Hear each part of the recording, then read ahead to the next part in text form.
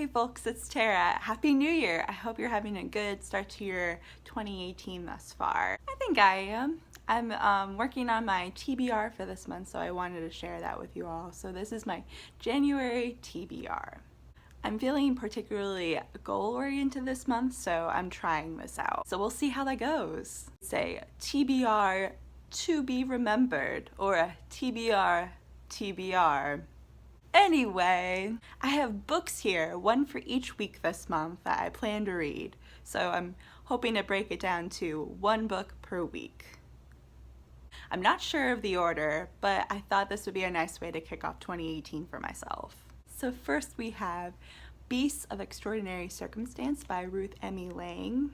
This is a book I got clearly from Book of the Month Club, and it's been in on my bookshelf for a very long time.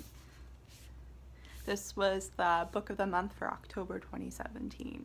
I've been wanting to read this for a really long time, so I thought, why not now? So honestly, I'm a bit of a blank slate for 2018 in terms of reading. I want to kind of get a feel for the month. Sometimes I like to plan ahead, other times not so much. And that's kind of an example for this year in 2018. I kind of just want to feel things out.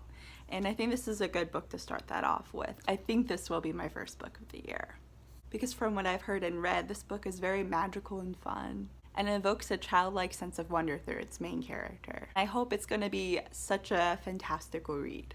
Also, this cover, have you seen it? You're looking at it right now, but have you seen it? It's beautiful. I feel like I'm laying on the ground and looking up at the trees and the stars, like I'm stargazing. Those of you who have read it, let me know what you've thought of it, or if this is also on your TBR. So secondly, we have Yes Please from Amy Poehler. This is a reread for me. I read this book a couple years ago, and I've been feeling like I need to return to it. This book sits on a bookshelf near my kitchen and where I'm often walking through the apartment, and it just keeps catching my eye. So I'm like, maybe it's telling me something. My goodness, this book is so heavy.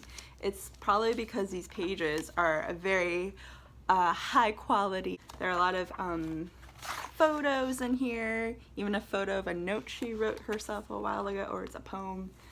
Photos from her time doing sketch with the Upright Citizens Brigade in its early days in the early 2000s. It's improv theater that she and three other gentlemen, they refer to themselves as the UCB4, or everyone else refers to them as the UCB4, and they started this very popular improv theater called the Upright Citizens Brigade. This book is obviously autobiographical, sharing stories from growing up in the Boston area, to college, to moving to Chicago and doing improv and comedy there, and then New York to SNL, and then beyond that to her own TV show, Parks and Recreation. Everything she's done in her career I admire and I love so much, and I find so funny. And this goes up to present day, 2012 I think is when this book was published. Ooh, so close, 2013. Yes please, I cannot wait to reread this book. Third, we have The Vacationers by Emma Straub. It came out in 2014 and it's been sitting on my shelf since. Something that's always been around and I've been wanting to read for a very long time. So I thought right now, why not? It's also evoking this sense of warmth in such a cold, cold January we're having right now. Just look at those blues. It just looks so warm. I feel warmer holding this book. And I could also use just an imaginary vacation in this novel. From what I've read thus far, it sounds like it's a practice in character development, so that should be interesting because it's also in just a fun place. It takes place in the island of Majorca, so yes, I'm all about that Mediterranean vacation lifestyle. Fourthly and finally, we have a big one. We have A Swing Time by Zadie Smith.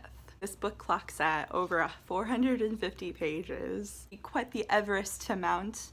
Maybe I'll read this towards the end of the month, so it will gracefully take me on to February and Black History Month. She's a brilliant writer with a perspective that I can learn a lot from. And I've heard such great things about this book. So for this one and other ones, please feel free to share what your experiences have been with this book. I'd love to hear what your thoughts were. Maybe we can engage in some discussion in the comments below. And this one is also a book of the month listing. This was from November 2016. So I'm a bit behind on my Book of the Month Club selections, but I am excited to read it. So that's it. That's my January TBR for this month. Talk to you later. Bye!